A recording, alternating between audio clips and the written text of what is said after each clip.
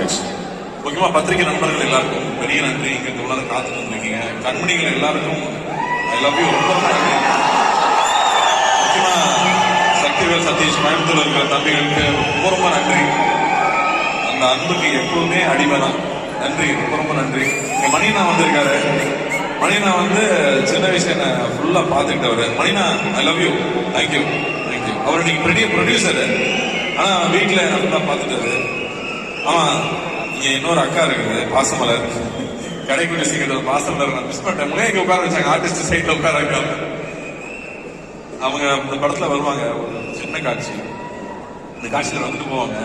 நம்ம வீட்டுல உட்கார்ந்துட்டு இருக்கும் போது ஒரு சிட்டுக்குருவி உள்ள வந்துட்டு வீட்டுக்கு ஒரு கூடு கட்டிட்டு வெளியில போயிடும்.